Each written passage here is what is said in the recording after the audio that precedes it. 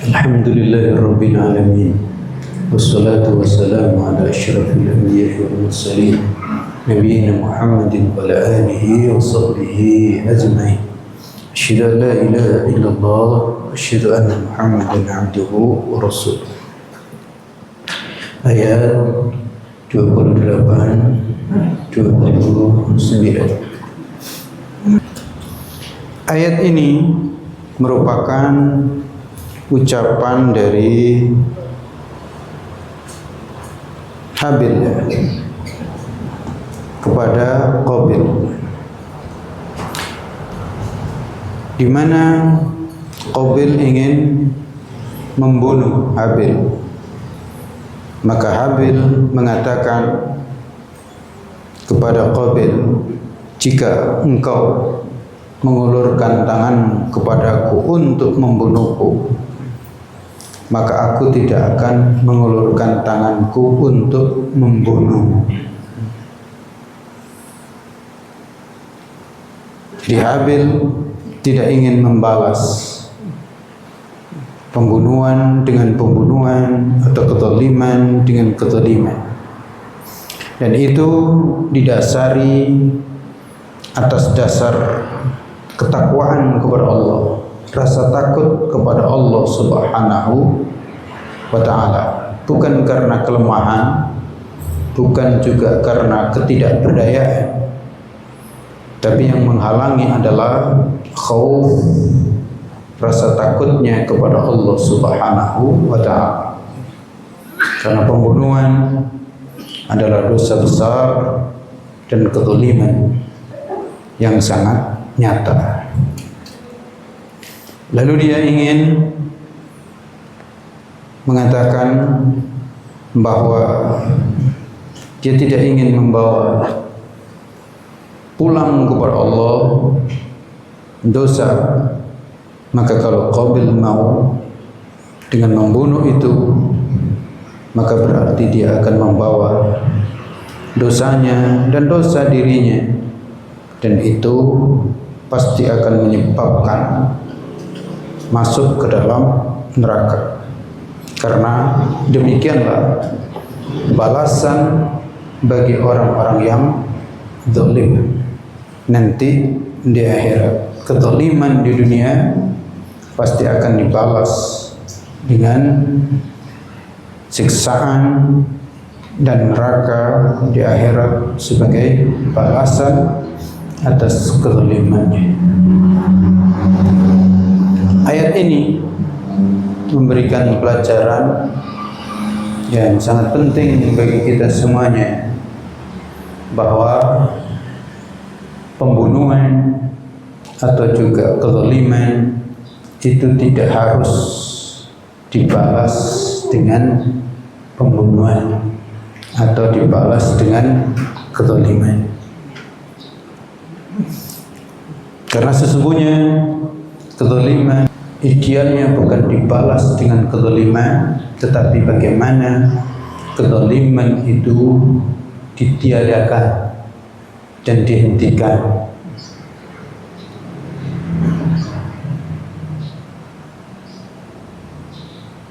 Yang kedua, ayat ini memberikan pelajaran bukan berarti membalas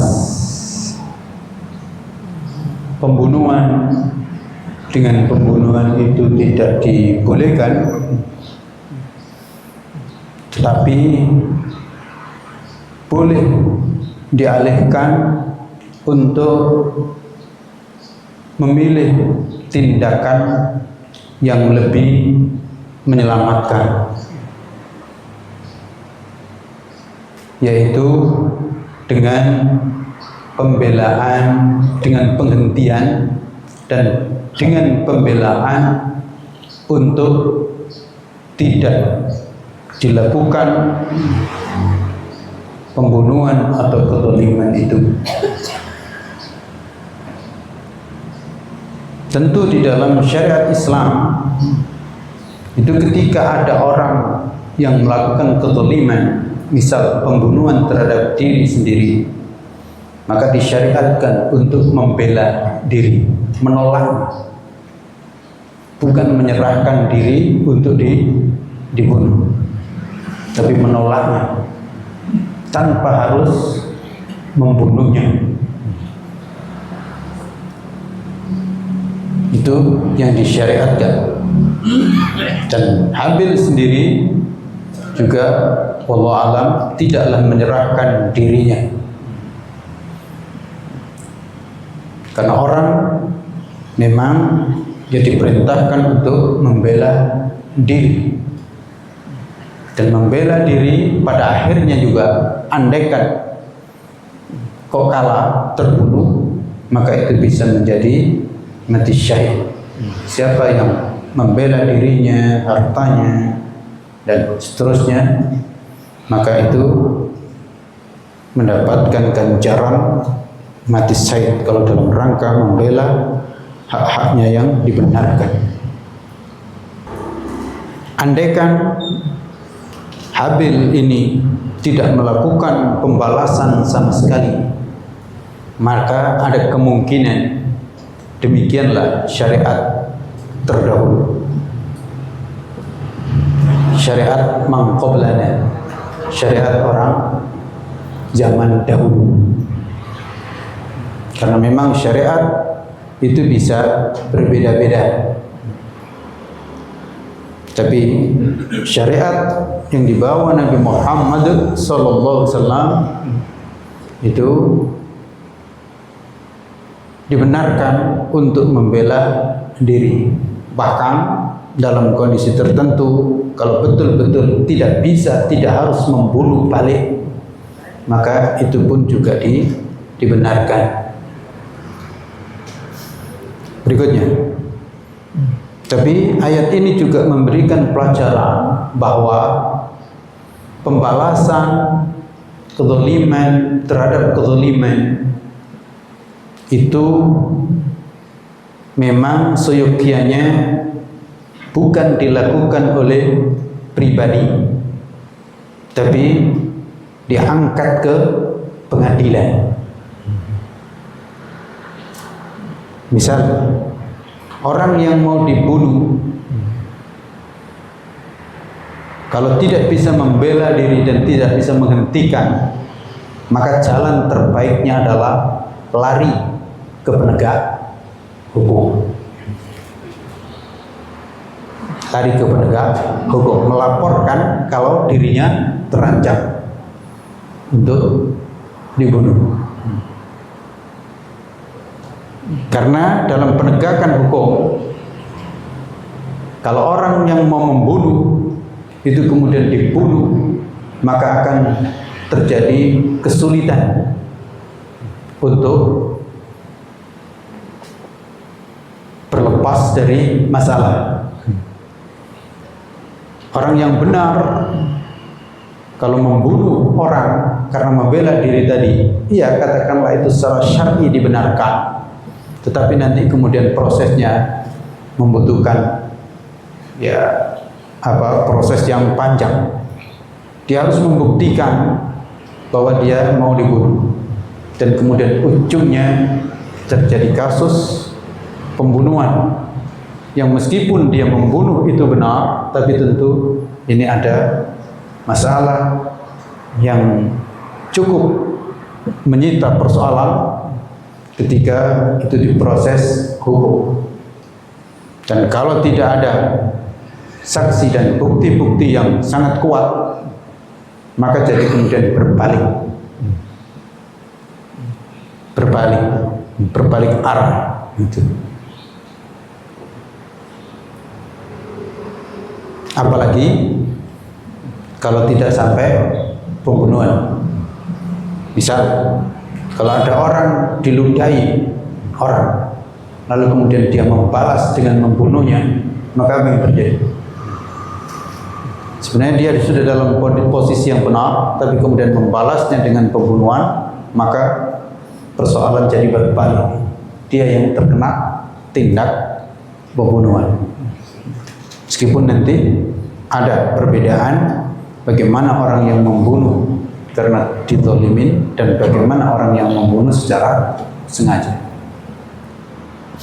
Berikutnya, Disinilah pentingnya orang itu untuk bisa menahan amarah, nafsu, menahan emosi. Oleh karena itu dalam kisah ini maka Habil adalah menjadi figur yang utama meskipun dia dibunuh. Dan perlu diketahui bahwa Habil itu tidak membalas pembunuhan bukan karena kelemahan, bukan karena ketidakberdayaan, tetapi semata-mata karena ketakwaan yang ada di dalam dirinya.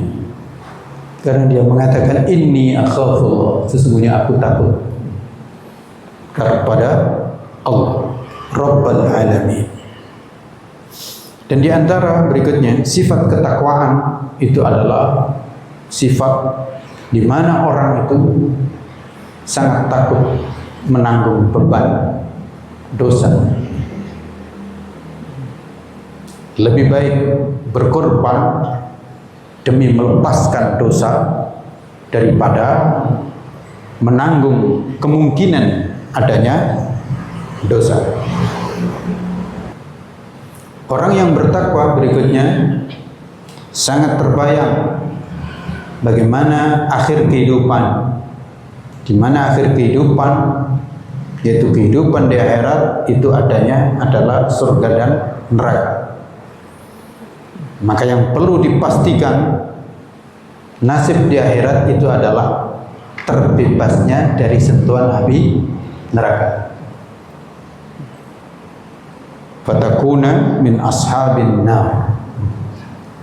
Karena jangan sampai menjadi penghuni neraka.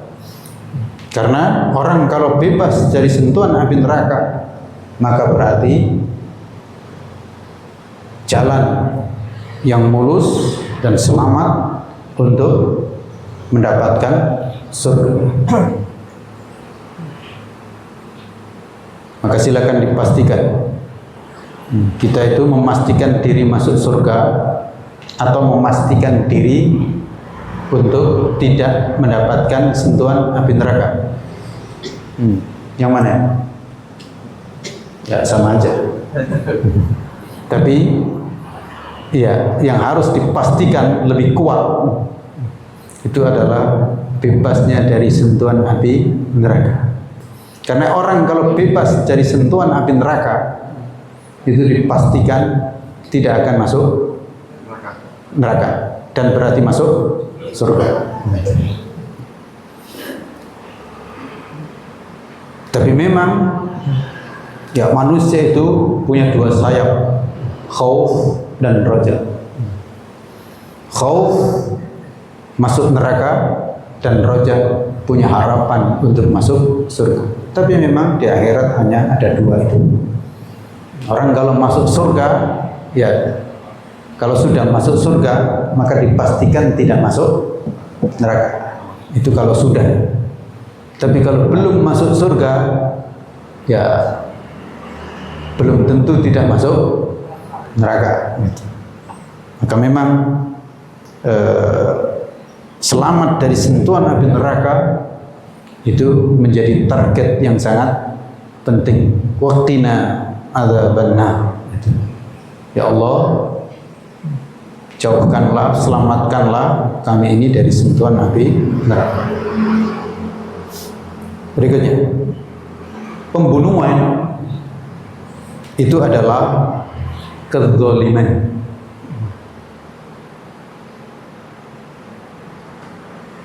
Dan tidak ada balasan, ya neraka. Balasannya itu neraka.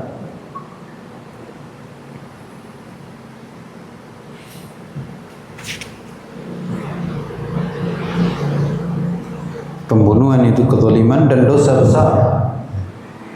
Dosa besar. Dosa yang sangat besar, dan nanti ini akan lebih jelas di ayat-ayat berikutnya. Ayat ini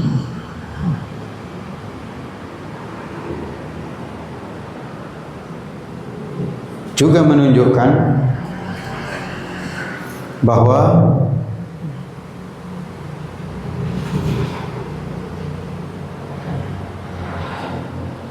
manusia itu ada dua tipe, yang sangat emosional dan yang sangat sabar.